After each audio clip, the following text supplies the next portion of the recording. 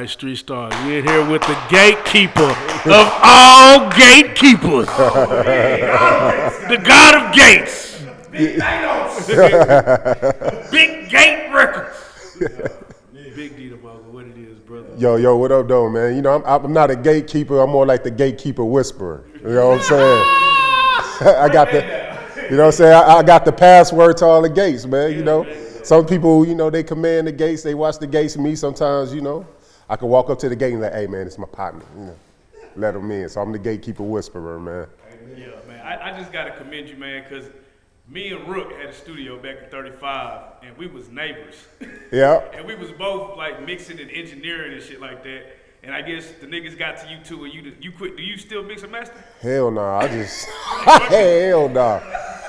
You know what I'm saying? I remember knocking on one of y'all doors. Y'all had a session, and I don't remember who opened the door. A nigga was just sitting on the couch because the couch was right by the door. Had a big ass Uzi on his lap. I'm like, damn, all right. RealLyfeStreetStarz. And we caught a couple interviews, you know, going over there. Y'all had the MSC gang, I think it was. Yeah. Say cheese. Now I'm gonna bring this back. I remember when y'all niggas got into a fight. I remember. I remember that, D. Y'all niggas came. Y'all beat somebody the studio down. Yeah, I remember that, bro. I shut the studio down on them niggas like Diddy making a band. Them niggas, man. Them niggas was doing too much, bro. And I got pissed off, and I shut that shit down, man. They ain't had nowhere to go. You know what I'm saying? Hell yeah. It's crazy. And then fast forward. Wait. I don't want to fast forward. I mean, even to get to that point, you have a history, you know what I'm saying? I want you to take us through there because, you know, there's talks of, you know, you almost being in the NFL and things like that. Take us through there as far as how you got to even getting to the music industry. Man, or you know entertainment what? industry. Honestly, I always been in music, right? So like my brother played in the NFL. My second oldest brother played in the NFL a couple of years. And he like 14 years older than me. What team? He played with the Redskins, Tampa Bay, and Miami. That's dope. So, but he like 14 years older than me. And at the time in Detroit, they was killing people over leather coats. Now, mind you, I'm like 13. He bought me a leather coat. I'm the size of a grown man at 13. My brother got shot. The one that went to the NFL, he got shot over his coat. Over a leather coat? Over a leather coat coming out the club. So my mom was like, you got popped. Why would you buy him that's 12, 13, the size of a grown man, a leather coat too? So my mom had me take this leather coat back, and she got the money out. And she just took me like Toys R Us or some shit. She was like, get whatever you want. Yeah. Nigga, I picked the karaoke machine. I don't know why. That's the shit I picked. Yeah. My brother that's right before me started going to Sam Goody, getting instrumentals and blank tapes. Them niggas in the basement freestyling over the tapes. I saw what he was doing. And then, you know, he used to have like little ciphers in the basement. He be playing music for the chicks, and then next thing you know, you hear the tape go, and you hear me and my partners come in, yeah, nigga. So that nigga used to be mad. So that's how I got into the music. Like, I started learning, like, if I put an instrumental in, throw this tape in, record myself, then throw the other tape in, I can dub myself. And that's how I started getting into the whole music thing. Got to college, my teammate down the hallway, he had Fruity Loops. That's the first time I ever seen that shit. I was at his door, and them niggas was asleep. Yeah. I'm in that corner. You know what I'm saying? Fruity Loops, and then shit. I ended up buying all the stuff myself in college, and all through college I was doing it. Definitely. Did you ever like take it serious, like I'm gonna make a career off of this, or was it just like a hobby thing for you? Because for everybody it's different. It's, you know what? I thought I was taking it serious. Like, so I'm not a good rapper, so that was never my thing. But I was always on like the production side and the management side. So I had my little cousins. Little girls, they was 12, 13, 14, 15, they had a group called Fate. And they came down to Bowling Green, that's where I went to college at. Yeah. The Deltas brought them down, they was performing at the Jabberwalks, Deltas all over was bringing them back. Then, you know, they being teenagers, doing what girls do, trying to holler at boys. I got mad, shut the studio down. And then, that was the first time I ever shut the studio down. So that's how I got into it, man. Came here.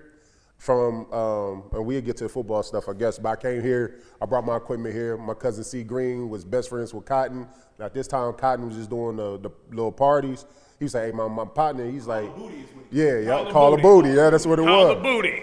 He was like, my partner, he's like, man, he found a spot in North Dallas, bro. He already got the booth and all that. Can we use your equipment to set up over there? And I wasn't doing nothing with it, so I told him, yeah, and that's how I ended up over there. And a lot of crazy stuff. I remember they had the Kings of Dallas, the Yep. Freestyles, the Queens of Dallas. Yep. Y'all did a lot of epic shit out there, man. Hell yeah, man. Yeah. Just that building in its own though, bro. It's Like, if you epic, think bro. about like that building is epic, bro. We got Bud Beats was in there. Man, You hell was yeah. in there. Flame Official. Man. It was the so much. gumbo and them, like it's like everybody, yeah. I ain't gonna lie, we was like, we gotta get away from these niggas. These niggas just killed. We had no clientele come through that bitch. They're taking everything. God damn. Yeah, man. But y'all was the first ones I ever heard like kind of doing like the podcast thing. Yeah. We had the radio Yeah, shit. radio going shit. down. Yeah, I remember that. Yeah, so. Now let's fast forward. Yeah, let's fast You know, let's go and take it there because this interview in itself is layers. But people see you on this couch, they see Big D, they see Mogul Media. Yeah. Now, before we even get into the epic interviews that you've done and things like that, let's go and start with what's going on right now with the Gatekeeper list. Got you. Let's talk about it, man. Let's talk about it. How does that list come about? Who's a part of that list? Who are you throwing it off of? Are you laughing who are you laughing with saying this is what we're gonna do? Who's saying nah, let's not do that? Who's in your ear? Who's not in your ear? Or is it just really you saying this is what I feel is the Gatekeeper list and what are you basing it on? Okay, great question. Go ahead. Why even make a list to begin with? Why? Then we go to how. Okay, cool. So I think lists are amazing, right? I think a lot of times it's great barbershop conversation. I mean, it's really a conversation of nothing you can ever really prove, right? When you sit in a conversation and you debating Jordan versus LeBron, they would never play each other in the prime. So we just use what we had to have that good conversation. But the list, the whole purpose of the list one was create that dialogue because there's a lot of people who are doing things behind the scene out here that people don't know. So I think number one, the list open up the eyes to artists that these people are here to help you. It's to give them their roses while they are here.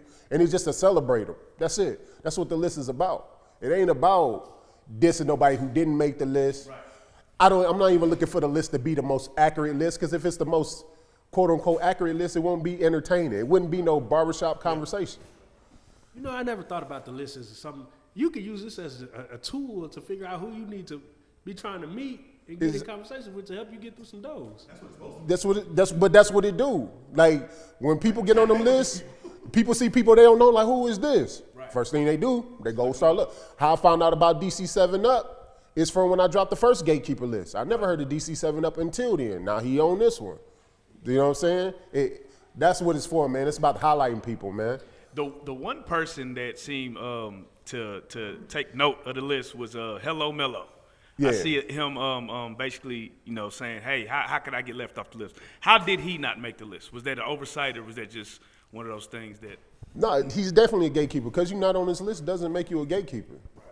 Shout out to Hello Mello. He doing his thing, bro. And I want to give him his roses now, bro. This list don't take to or add away. It was just me being able to show love and shine light on people that most people won't know. Everybody know Hello Mello. Wait, so you answered the why. Now the how. Is it really just you coming up with this list, or who are you running it by? So Dallas Global, you know what I'm saying? Shout out Terry. Terry Blue, my son and my assistant. He do a great job with, going to get the flyers and getting the pictures.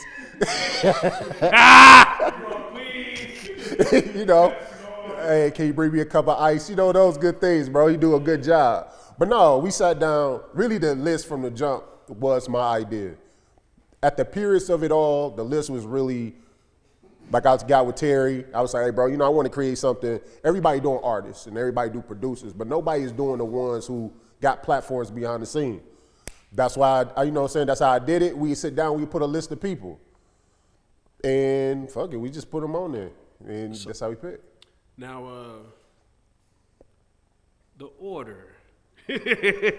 It's the most amazing order ever. It's the most amazing order ever. Yeah. Why you go 16? That's a random number. That's even better. Notice you remember that. Thank you.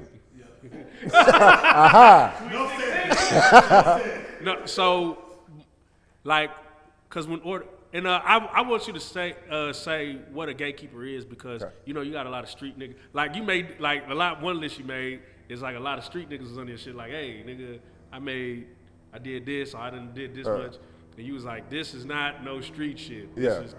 So what is a gatekeeper in Big D's eyes? What A is person that who definition? has a platform, power, or connection to help somebody get to the next level. Let me say it again. A person who has the power, platform, and or the connection to help somebody get to the next level. Yeah, so if you selling Zaza in the city, you selling that don't make you no gatekeeper, brother.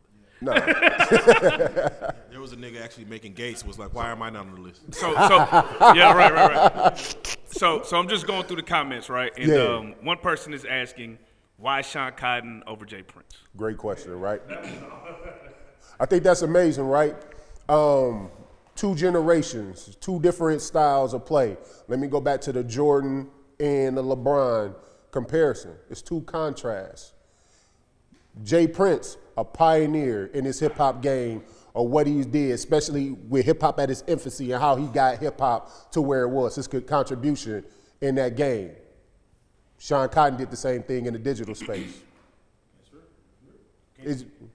Go ahead, my bad. We're not even gonna argue that. So when I say I'm a LeBron fan, some people get offended when you say LeBron over Jordan, and I get it. But this is barbershop talk. This is not discrediting. I can't discredit anything that Jay Prince did. This list is not insulting him. My son will ask, who is Jay Prince? That's fair. 18 years old. Who is? I'm like, yeah, That's fair. Jay Prince Jr. You mean? No. Bad news gonna beat you home. I get it. Hey, if you got a voicemail from Jay Prince with a beat, number one, Big D, I seen the Texas Gatekeeper list. I'm not number 1. Take it down. I'm gonna need you to move that to number 1, I family. was just like, hey man, it's not a ranking. It's just the order. Oh, you gonna try to reason with Jay? You Three niggas is outside. You gonna try to reason with Jay? I'm like, look, I'm sorry. It ain't he over you. It's just the order.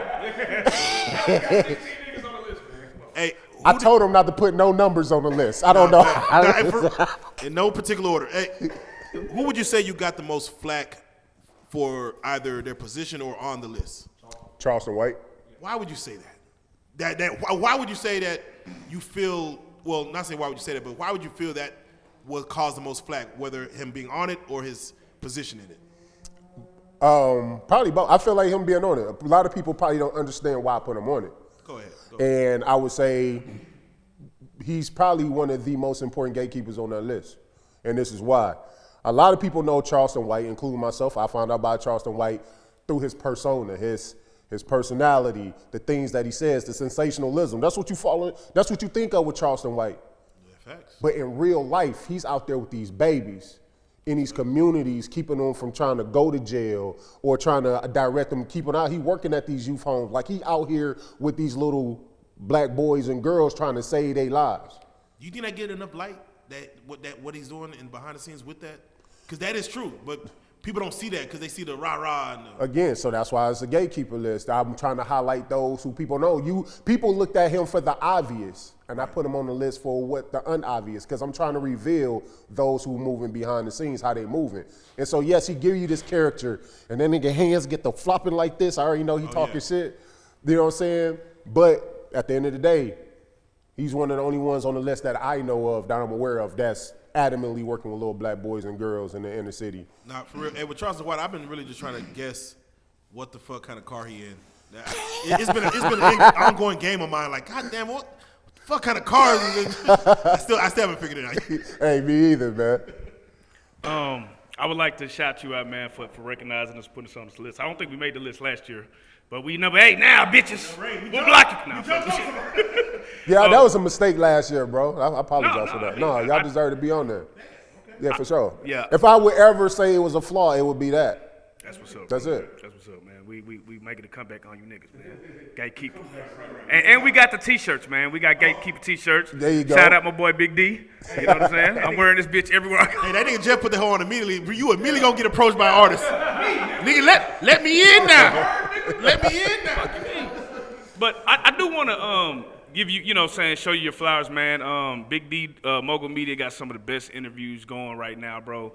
You have already a bunch of classics, nigga, like that Rainwater interview. Oh, man, I don't know appreciate how the fuck you got that after the funeral. That's amazing timing, but that was a super cool. You had everybody on the edge of their seat waiting for that shit. Oh, man. So I mean, some of these interviews you've gotten, you know, you already have, I think, 3 or 4, maybe 5 or 6 over 500K. Yeah. You know what I'm saying? And like for you, and I watch you grind, you know what I'm saying? And I'm seeing it, you know, boom, boom, boom, and then all of a sudden, boom, that one hits. What is that feeling of that first video that just goes crazy? Like, what are you thinking? Like, Something broke. I said, what the hell? I was like, I remember seeing it, but first one that went off was Kenny B. Kenny B, yeah. And I wasn't expecting that. I was just like, I looked at it. I think it was at like 2,000, 3,000. I stepped away for a couple of hours. I came back. Do you even know his fan base at the time? Did you know he had a fan base that would be interested in what was the whole situation? Interestingly, I almost started managing Kenny B when he was at the tail end with Alamo. So I was spending a lot of time with him. So I kind of understood that whole dynamic. But at that time, I was doing my podcast. I went on the interviewing side. So, but when I brought him on, I don't know, bro. I didn't think that shit was going to go off like that, though. Now, I'm just curious of your mindset. You're doing an interview with Rainwater, right? Uh-huh. And you're talking to him about, you know, the passing of Mo3, and he starts to talk about, hey, I was on the phone with him. Yeah. While in your mind, because this is like something like, oh, wow. Like, no one knew that at the time. Yeah. But you had that right then and there. What is your thoughts? What's going through your head when he starts saying, oh, you were talking to him as the situation was taking place? What's going on through your head as he's retelling that story? Honestly, I kind of would do like a pre-interview before, so I kind of already knew. So it wasn't a shock thing. I was just by that time, trying to make sure I got everything out in the flow that I already had in my head. But when he told me off camera for the first, like, that happened, I was kind of like, damn, bro, that's tough. It's one thing your man's getting killed, but you hearing it. But when he did the sound effect, when he said, I just heard, I said, damn, bro, that's tough. That's real tough. Certain emotions come out when you're doing these interviews, you know, and certain things. It's like, do you ever feel like, man, this is too raw, I can't put this out, or this is too much, I shouldn't let, because, you know, it becomes an internal struggle when you're the one that's putting out the information. Have you ever felt like that?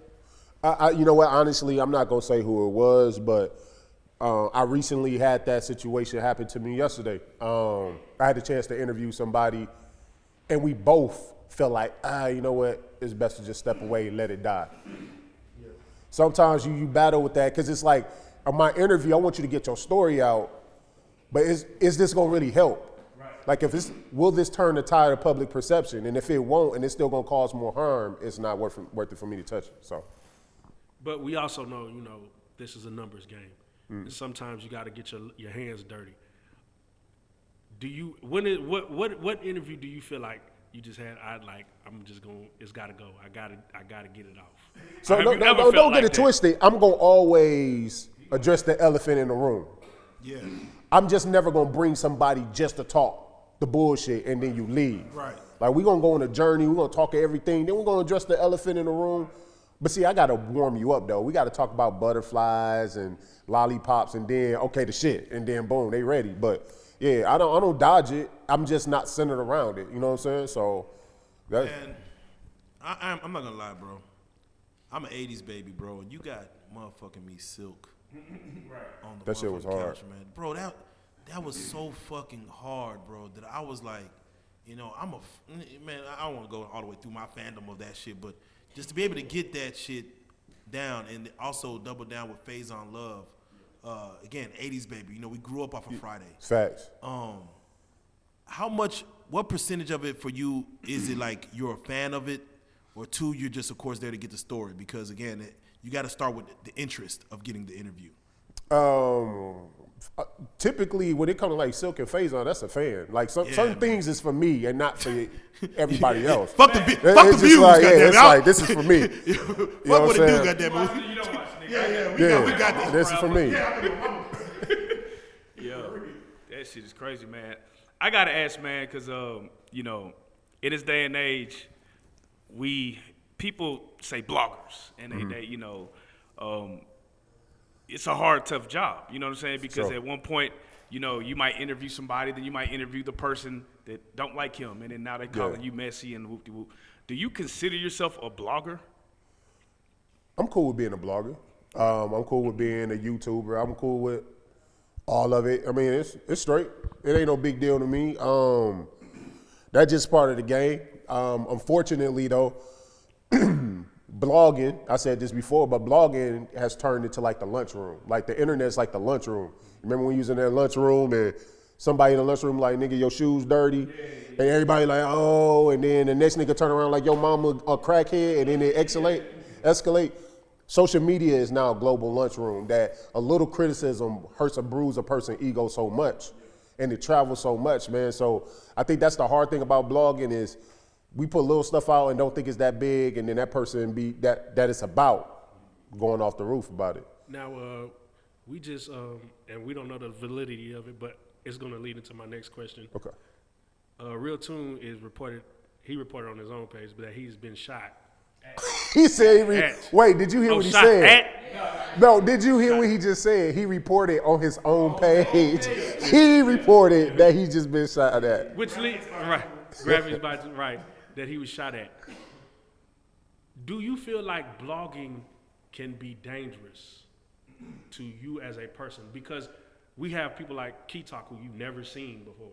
Yeah. You know, but you know, you're a personality. You've been out here. People know Big D. And when you stepped on the other side, you made yourself a part of this different type of game. But do you ever feel like your life could be in danger just because of you wanted to get some information out? No, I think I approach it differently. I look at it from a standpoint of I ask questions, I let you respond. I don't put my opinion on it too much. So whatever come out is simply what you said. It's not me adding to for the most part. That's true, right? But then you have, you have a lot of these blogs right now that are speculating on the Mo3 death situation, and they're using your interviews. You know what I'm saying? Right. They're using our interviews. They're using a bunch of people's interviews, and then they're drawing whatever conclusion they draw from it. And in some instances, they blame us for the violence that happens from it. How do you deal with those type of responses from the internet, or do you just not even? Yeah, I don't really pay no attention to that, man. Like, I just feel like at the end of the day, if you're doing anything from a pure space, if you're doing it with integrity, and you're doing it to get, you know, the message across, and then you cool. If you're a person who like to do the bullshit, because I love Tune. That should be entertaining. Boy, he be having. This is not my style now. You talking about, I don't want to walk around like him or academics like trying to figure out who is who. Like who we feuding with today? Like, I don't want that smoke, but I enjoy watching it. But at the same time, fam, I don't know, man. I think the way they do it is a little different because you putting your opinion on it. And to sell, that shit gotta be, you can't say, oh, I don't like that. Nigga, your shit trash as hell, bitch ass nigga goes off. That's how they gotta do it for it to go off. Me, nah, fam. I just be born Uncle Phil, Dr. Phil, and just do it my way. And it's good to do it your way and actually succeed because you're making progress, you're doing epic interviews, and you're doing it your way, and you're authentically, like kind of how we do it. We try to add comedy with our shit. We do, and then we've been able to grow. Does that feel good to be able to be like, I don't have to be messy. I can just be Big D, and motherfuckers fuck with me. Man, we grown, bro. I got a house. I got babies. I got savings. I got money. It's nothing for me to, I'm not about to lose it over beef, punching, yelling at you on the internet. I'm straight. I'm good. You know what I'm saying? So, can't nobody get me out of pocket. And I can always be me because I feel like I'm okay with where I am in life. I have nothing to prove. No fuck shit with Big D over here. No, not at all. Now, I got to ask you, man, as far as interviewer to interviewer, man, how do you turn down the interviewers that you know you don't want to do? They asking you to do it, they'll pay you, they'll do whatever. But you know you just really don't want to do it. How do you go about saying, nah, bro, we're not doing that? Shit, bro, you know what? I learned that from DJ Small. This is from DJ Small's eyes. I had a kid that wanted to get on his show, and he was just like, tell him, you know, I like his content, but we just not ready yet. Just wait a little bit longer. He'll get there, and we'll do it. We're not ready to get that. So let me ask you what you would have done in this scenario, right? This is a real story. We had somebody come on the couch, right? Okay. And they were like, hey, I'm coming to do something about peace, right? Yeah. They came with like 5-6 street niggas that had the guns out. Nigga did powder on camera. Oh, right? Shit. So we didn't put it out. Okay. You know what I'm saying? I asked Sean Cotton what he would have did. He said, I'd have put that shit. Hell yeah. I would have put in. What would you have done? I would have dropped that shit. I would have dropped the hell out of it. Man. And that might have been a day you would have caught me out of character. Man, a nigga bold enough to come and hit a whole. It's gonna live on the internet and die on the internet. Hey. Then the nigga paid me with the 100 he snorted. Oh, shit. Man, that's the kind of live shit that, hey, it get live Oh, up here, bro. shit. It get live up here. Hey, that shit should have went out. Man, Did he ask for his money back since y'all ain't dropped it? Nah. He had a credit. Oh, okay. He gonna come back and hit on. Yeah, he can. Oh, you came back? Yeah, he can. Oh, okay. Oh, shit. We'll talk on camera. Man, who would you love to interview, man? Who was your dream interview? Damn. Because you had Murder Gang PB. That's not That your dream. was one. That is not your dream interview. I hope. I'm saying he said that was my son. publicly that he wanted that as his interview. I mean, he did it. I hope not a dream though. That was definitely one, bro, because you got to understand Shout out PB. the thing about I don't want to take nothing away from PB. nah, that is one of my dream ones, man. You know what? PB actually reminds me a lot of Fat Boogie. The personality, the business acumen. Like if he gets it, he gets it. Fat Boogie, street dude, also went to college. You know what I'm saying? Also about whatever. He was also about whatever. That's who Peanut Butter remind me of, man. And I felt like he'd be all right if he don't get tricked out of position. Now, this probably doesn't happen to you a lot, but I'm going to go ahead and see because it's a group of us. And sometimes one of us asks a stupid-ass question. Okay, that's cool. What is the stupidest question you feel like you've ever asked in an interview? Man, I just never done that in my life. It don't even make sense to me. All my questions is on point, just like my gatekeeper list. No flaws. No, perfect. Right, there you go. Man, I gotta ask you, man, because prior to doing this, you were doing a podcast. You know what I'm saying? Is the podcast dead? Are you gonna revive it? Because at one point you were doing podcasts, people were freestyling on there. Yeah. It was a dope look too. You know what I'm saying? What's the status of the podcast? You know, that was easier with a studio. You know what I'm saying? When you decide to walk away from the studio, and then you got your crib, can't have everybody at your crib, then COVID hit, then you can't really have nobody at your crib. So, nah, man, like, yeah, that just really was it. And then I couldn't monetize it. I ain't find at that time. I'm like, bro, I'm sitting here stuff streaming for hours and I get nothing, but they can stream for 3 minutes and get something. That's crazy. I didn't stop making sense to me. So I was like, I got to figure this thing out. And I was like, well, YouTube is where I want to go. But y'all got to put me on. So I see y'all on Patreon. Yeah. So y'all going to have to put me on game. No, definitely, man, definitely. Content oriented.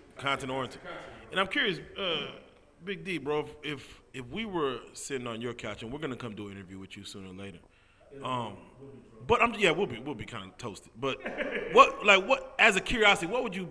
A main question you want to ask us, you know what I'm saying? Bro, I'm not going to do that right now, man. All right, hey, he said we gonna say that for my shit. No, I'm not going to do say that that. for my shit. I was gonna leave it with a cliffhanger. I was actually gonna help you and say we're gonna save it for your shit, but Big D's a business. Nah, man. I mean, I would just the smoke I would have. I'm like, damn, bro, I've been ducked and dodged since the podcast, and now I can't get y'all on the interview. But he y'all go on Sko last night. And shout out to Sko, that's my guy. But I felt like he got the exclusive over me when I've been chasing a real life interview. And it hurt. We gonna fix that. I don't know if you saw me when I got off camera, like I had a tear swelling in my eye. He was like, I got another gatekeeper pop online, pulled the shirt. I said, motherfucker. Oh, motherfucker, you motherfucker. You motherfucker. So I'm just curious, what is one of your favorite, again, we're a fan of yours, what's one of your favorite Real Life Street Stars interviews? Real Life Street Star interviews, my favorite one. Y'all had some, you know, I'm biased when it comes to Detroit. So y'all had my guy Bizarre up here. That was hard. That was hard. In the middle of the fucking Yeah. that was hard, man. So anytime I hear Detroit, I'm trying to tap in. The last Mo 3 one. That's definitely a classic. The one, what's old girl name? Who she? Yes. Classic. As it was happening. Do you ever look at an interview, and we do this too, so it don't be like, how the fuck they get them? How the fuck did they get that person? Hey, you got the judge, nigga? Who was the Judge Clay Jenkins. How the fuck he get this? Talk about shit I want to hear about it. Fuck that with. Yeah. Nah, when he got Faison Love, I was like, what? How? Is he in the city? Or did he go to him? Yeah, man, no, bro. Shit, shout out to Judge Clay Jenkins. That's my guy, man. He invited me over to the house. Of course, y'all know I went through that whole Ebola phase with my wife, and that was at the time I got a chance to spend a. You don't remember when Ebola happened? My wife was a nurse that had Ebola from Dallas Presbyterian. Yeah, so y'all could have got it if I got it being right next door. But no, y'all could have got it, bro. That shit don't work like that. How scary was that to go through that, bro? Oh, shit, bro. You know what? That shit was real. Very real. Okay, because you be hearing about shit like a motherfucker catch something in a certain city and then you get a motherfucker come on like, that shit ain't real, this shit ain't really happening in Dallas. So No, that shit, man, was wild. Like, I remember watching it on news and you seeing everybody in Africa with it. You be like, man, that's messed up. But I realized, like, I'm an arrogant American. I said, that shit would never come over here. And if it did, we'd kill that shit. So then I remember we was watching TV and he was like, yo, you know what I'm saying, a guy here came to America, tested positive or might have Ebola. And we like, damn, that's crazy. They say, no, you hear it's in Texas. You like, okay, well, shit, it's here? North Dallas. Damn. It's in North Dallas. So then, you know, at the time, my wife, she was a nurse in ICU. She go to work. She gave me a call, and the tone of her voice was different. I was like, what's wrong? She was like, well, you know, the gentleman, the patient that came over that had Ebola. I was like, yeah. She was like, that's my patient. And I said, okay. And she was kind of nervous. She was scared. And she was like, what should I do? I said, well, as a nurse, you took an oath that you will never turn somebody down. And I was like, but you make the best choice for yourself. But I told her what? I said, well, whatever you decide to do, I'm rocking with you. I'm here. So I said, if you get it, I got to get it. That's what it is. But let's. You a good ass husband. Clap for good black man, strong black man. Nigga, what? The Ebola we was not fucking with. We was not fucking with the Ebola. You took an oath to me. Right when I seen Anderson Cooper on Walnut, I'm like, oh, it's Shoot, bro, I was on CNN with Don Lemon. I was in People magazine on the cover. That's when I was 440 pounds. Belly button circle was like this big in the sweater I was wearing. I said, this shit was bad. I met President Obama, went to the White House. Man, I'm So glad it y'all was made just- it through that. Oh, damn. You bro, man, Big D so official, man. Goddamn, we trying to step in your shoes. You know what I'm saying? Illuminati. Yeah, we don't want, I'm glad y'all beat that. I'm glad y'all got through that. Yeah, for sure. I mean, because that was the first epidemic or pandemic that Yeah. was, you know, the first scare. It wasn't no pandemic. It was but epidemic. It was epidemic. It was epidemic. It was, you know, the scare was there. Yeah. So I'm definitely glad y'all made it through that, man. You know, even coming out of that, man, what would you say has been or would you say is one of your most, you know, hardest trials or tribulations, you know, just you personally coming through life, you know, just kind of getting through? Before you answer that, now I know why you take. Now I figured out why he takes this goddamn COVID so seriously. Yeah, bro. Yeah, you Bro, want that vaccine? I'm getting the vaccine. Yeah, you Oh, want the yeah. vaccine? Yeah, you want the Oh, vaccine? yeah, I got both of them. I'm glizzied Yeah, up. all the vaccines. I got both of them. Just me being, you know, the government hasn't had the best track record when it comes to vaccinating black Fair. men. Did it ever cross your mind, like, were you scared to take it, or you just said, you know what, I'm gonna trust science? Like, I'm a science guy, fam. I mean, valid though. I'm not a vaccine advocate, right? So I don't go around preaching people you should get the vaccine. I mean, I hope you do your research. You pick what's best for you. You know what I'm saying? I understand why people got their reserve, but at the end of the day, I'm a science guy. I'm not a big government conspiracy. Again, and maybe that's because I went through Ebola and I saw how like the science process kind of work and how thorough they are. So I don't know, man. It was just like it made sense to me. And then, you know, my mom with me, so she's 70, high blood pressure, diabetes, bro. how much do you think conspiracy theories, because, you know, as black people in general, we buy into a lot of conspiracy theories, you know, Yeah. and there's people that, oh, it's the mark of the beast, or, oh, I don't know, that, you know, the Tuskegee, you know, all that, Yeah. you know, how much do you think that plays a part of why we're scared to really get these vaccine shots and things? I think it's a lot of things. I think that play a big part of it. I think the other big part is sometimes people just followers, fam. These social media posts, and I think that's the next thing. Like, you can see an article that look real. Me and you know how to get on the computer and make something look like an actual syndicated publication and post it with a bunch of fake stuff. And people think like, oh, it looked like a newspaper. It looked like Washington Post. Let me read it. It's real. I'm not taking it. And I think that's the fear. I think that may be, I don't know, shit, that could be Russia. Be like, hey, let's send all this misinformation and let people not take it, and that's why we got the highest death rate. Everybody else, death toll is kind of lower than ours. We over almost approaching with 1 million people eventually die from the shit. So, Okay. Man, I want your thoughts because again, you're in media and Yeah. you know what's going on, man. The Chauvin case, man. The guilty verdict came out. What does that case mean for America, for police reform, for just everything going on? You know, Yeah. what's your thoughts on just the overall situation with George Floyd coming to the case and the verdict? I think it's an amazing first step in the right direction. We do need reform. And in fact, I think a great reform that we should do, I think, number one, the police, we got them doing too much shit. A police officer shouldn't be responding to a psychological situation, somebody having a mental breakdown. There should be some type of mental doctor responding. I feel like police should only support, just like when it's a fire, you don't see police officers running and put out the fire. They pull up and secure the perimeters for the firefighters to do their job. We need mental health specialists who show up to scenes where people are arguing and people are emotionally charged. Just secure the perimeters, let these people go talk. You can't expect the police officer to be the talker and the enforcer at the same time. It's just not gonna work. We're gonna continue to see the same cycle. So we need to make the police officer just be the securers, and have a police officer shouldn't be responding to a drunk man on the sidewalk. That's a medical issue. Somebody medically need to come help this person, not criminalize them and take them to jail. That's stupid as hell. Why are you doing a criminal solution with a medical issue? So I think police reform is needed. Take some of the shit off their plate, put real professional who can de-escalate and have a conversation. You know, as you in this media, you get a certain amount of power, and as your influence grows, so does your power. Do you ever feel like these issues, like the Derek Chauvin and what happened to the young man Desmond? Was it Desmond, the police officer in New York? Was it Dante? Was it? Dante, Yeah. What does you feel like your role in the community is as you gain more power in your business, in this business or in this structure? Man, I'm trying to figure that out because it's tough, right?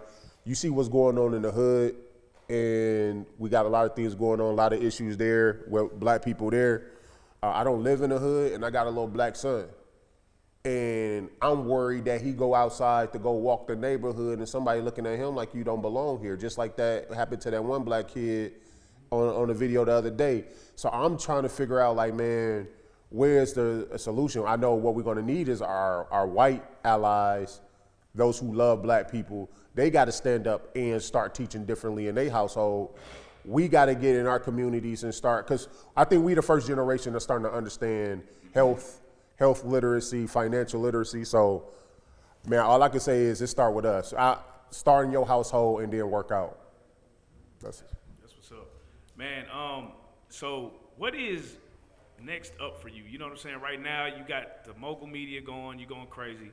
You know, not the podcast, but you know, your interviews are going crazy. What else do you have in store? I know you have a cigar lounge, right? I wish I had a cigar lounge, okay. but no, I don't, man. But what but I thank you for putting that on. Yeah, because I thought you said something about a cigar. Oh no, shit, I was just doing like a little thing on Okay, Facebook gotcha. where we just digital, all the guys get together and smoke cigars. I would definitely come to your cigar lounge. You look like a nigga that has some cigars. Yeah, man. That's what we need to do, bro. We need to have cigars, some beautiful women. Absolutely. You know what I'm saying? Rolling up the cigars, cutting, lighting, do the whole puncher, all that stuff, man. That's what we need. What are your thoughts when the open and carry law doesn't require a license to carry? Yeah. We could just bring the thuka into your cigar lounge. Yeah, we just strapped up. Yeah, we just strap up. I think, you know what? Pocket wise, if everybody know everybody got guns, most people just not gonna do shit. I used to think that, but I feel like They in the just inner wait. city. I mean, because you got to look at Texas. Overall crime rate is not terrible, but you got pockets where it's off the chain, but that's usually low income. like when they shot up KOD, I was like, ugh. Yeah, that's, but shit, man.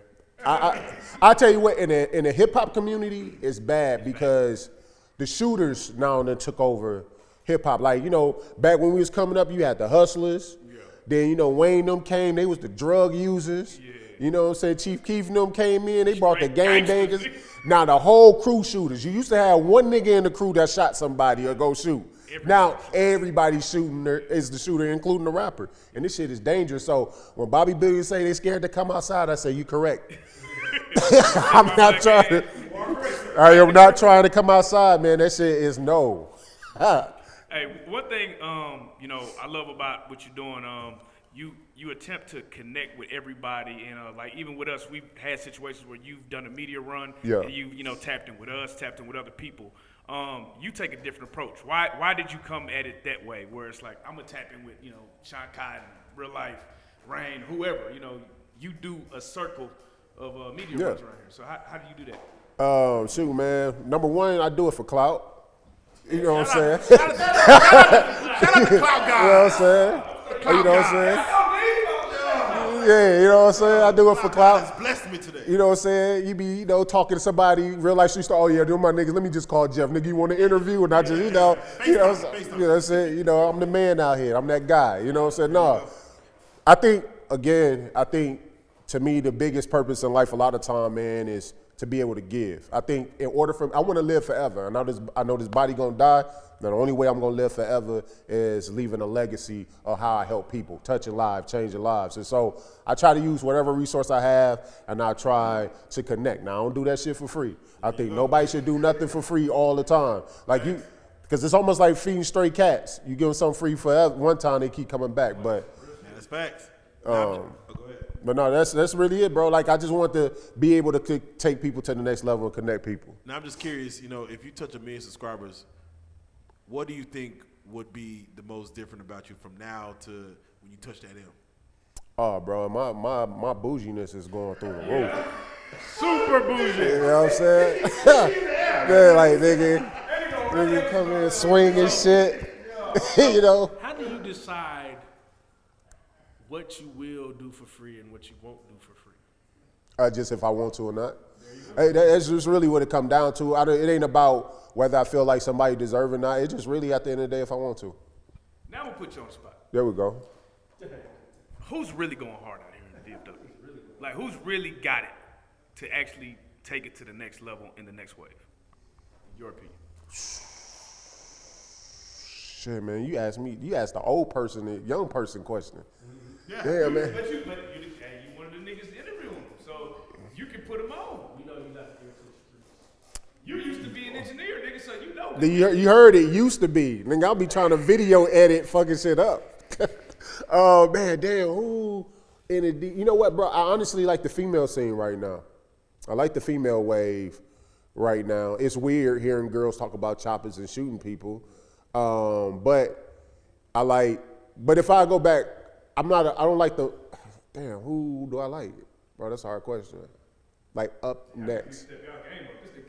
Man, I like Peanut Butter no sound, but like I told Peanut Butter, he got to diversify it. It sounds kind of the same.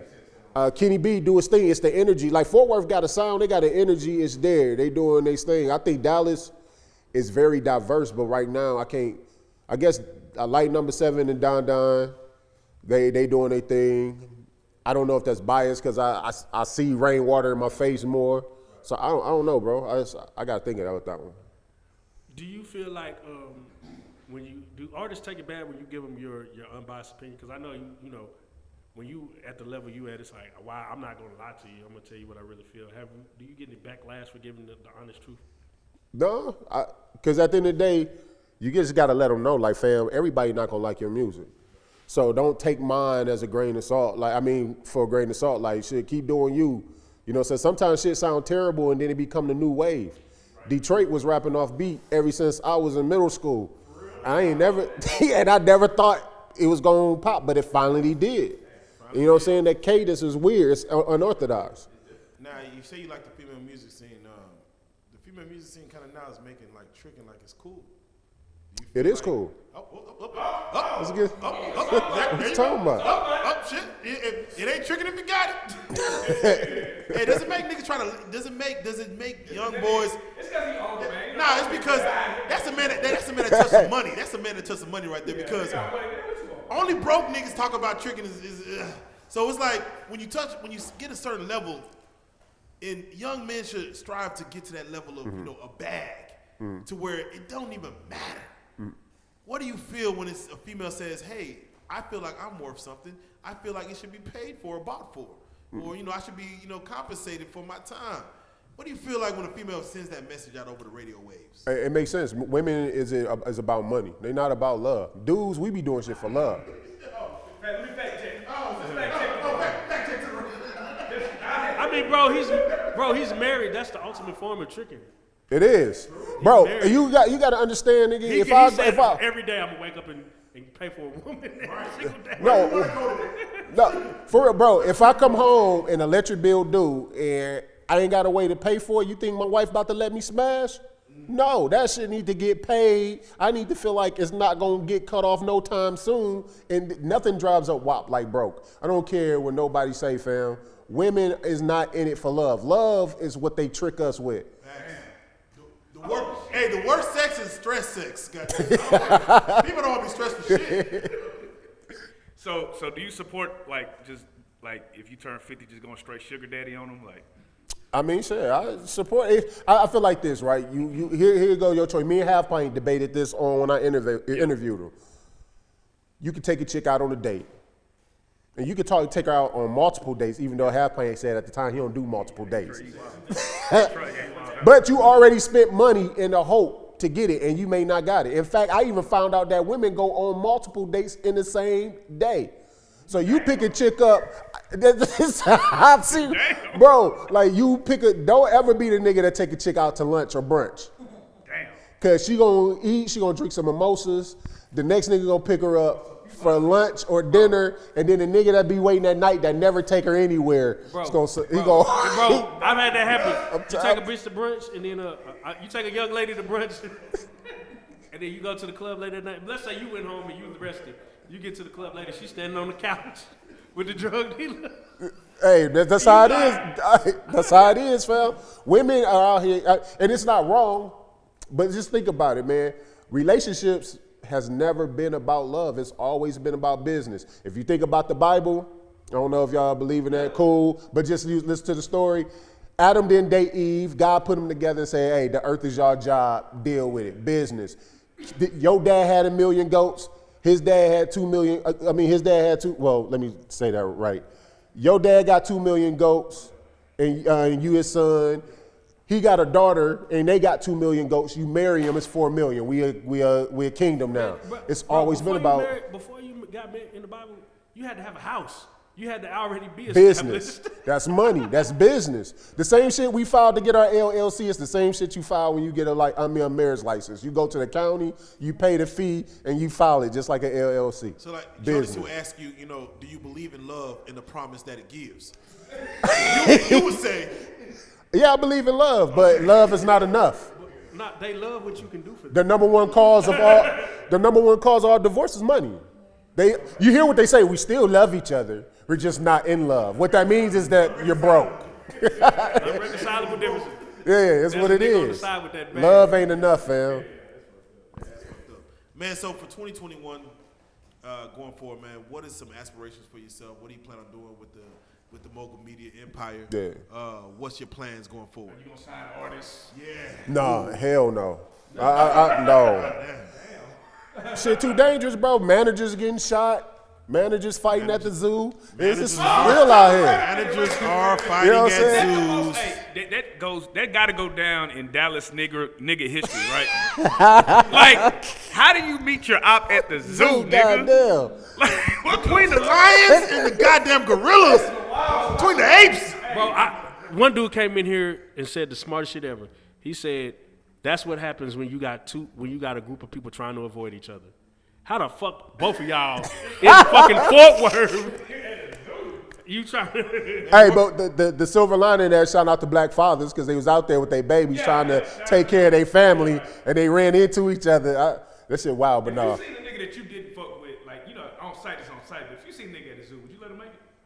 Hell yeah, shit. Well, I'm fighting. I'm too old to fight.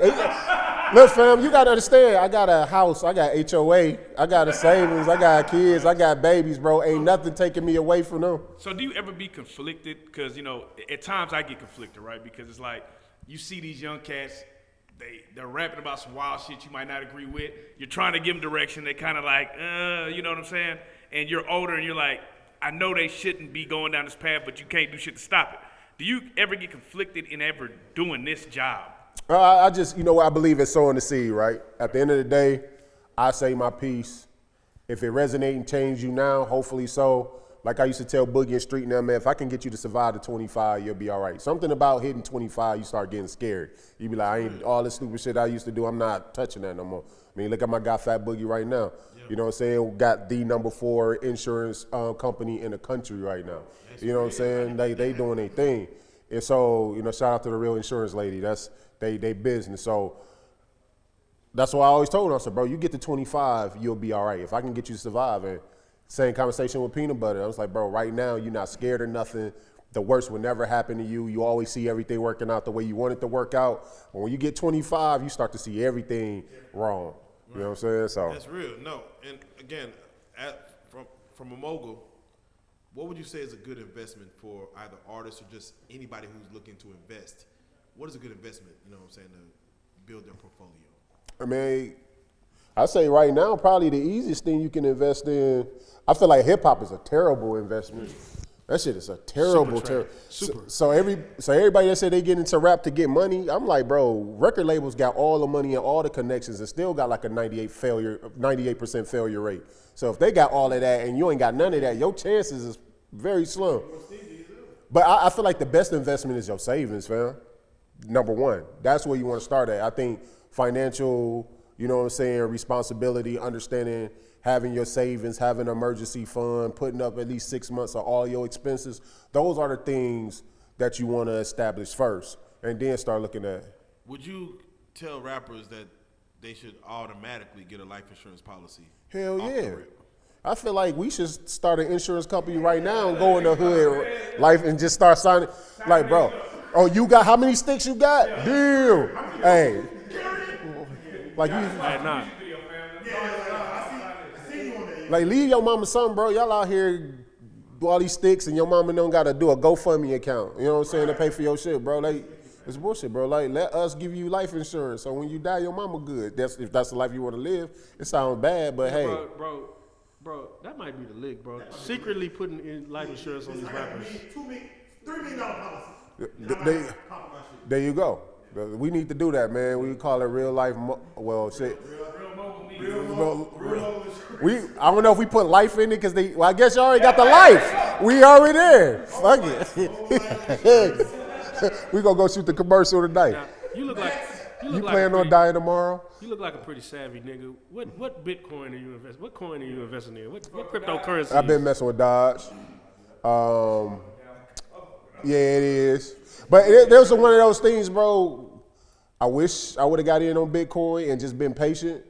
You know what I'm saying? It's some highs and the lows. I feel like you at the casino. You be like, it's basically gambling. It is, but you know what I'm saying? What I did was I put mine in once, maybe it's stupid, but once I had made my money back that I put in, I pulled that out and just left what I made in there, let it cycle. But then sometimes it be dropping so low, I'd be like, take my shit out.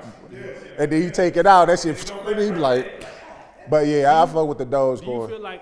Do you feel like the investment way for black people, like, because not understanding what you're investing in is a good or a bad thing? So say that one more time?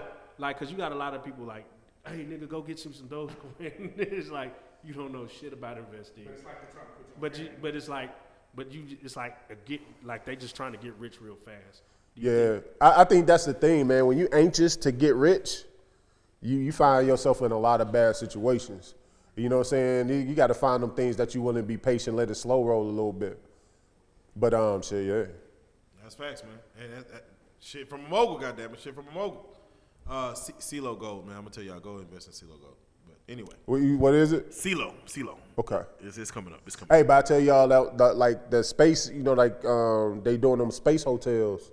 Damn, I can't think of the company right now. So you mean like out in space? Please, yeah, you know they about to start. Oh damn! On some Elon Musk shit. So like yeah, so like how they do that shit is it's complete. It's like balloons that inflate up that turns into like inflatable hotels on like the actual space station.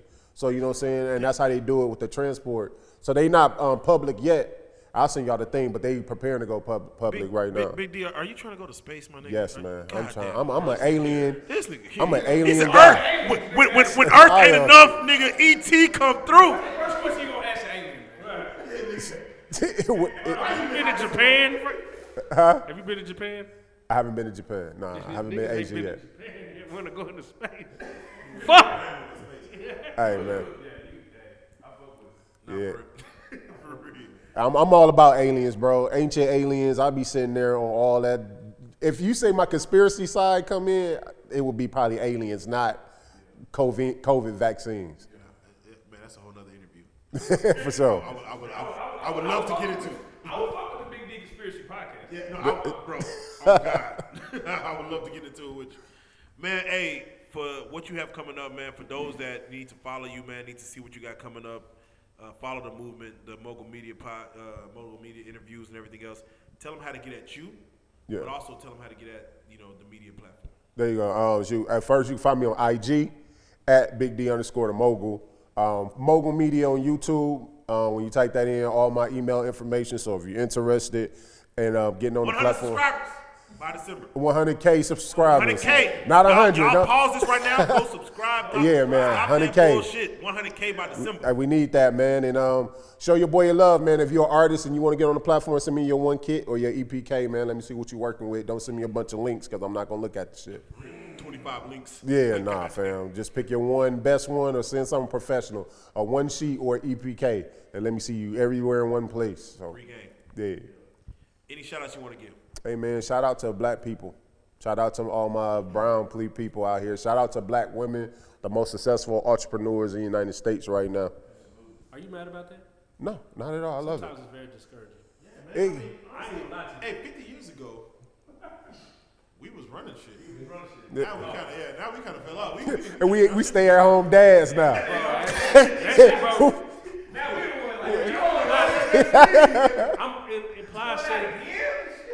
Ply said it best. When you're on your dick, bitch, talk to you any kind of way. Yeah. Hey, but just remember, man, if you can take anything from this interview, women want money, they don't want love, fam. Just remember that. I don't care if you're married or not. Yeah, because you can't go broke. You lose that job, she be like, okay, baby, and you know that she looking for jobs immediately. Your clock is ticking. You got 3 months, really 2. Yep. That first month she gonna grace you out, and second month she gonna be looking for the new nigga. Yeah. Once you start talking to you like one of the kids, it's a wrap. That respect ain't coming back. Shit. It is a wrap. You don't do shit around here. It is over. Man, Big D, man, you are Hey. definitely black excellence, man. Truly one of the most gracious niggas in the city, man. You always showed us love, man. Man, we love you so much, brother. We're gonna keep getting bigger, man. We're gonna turn this shit out, man. We're gonna wield this power like Thanos. Hey, for sure, man. Man, we you know what I always tell my niggas, man, when they won't let you in the gate, we just build our own, man. And you definitely built your own gate, man. And we salute, brother. You are a real life street star. I appreciate it.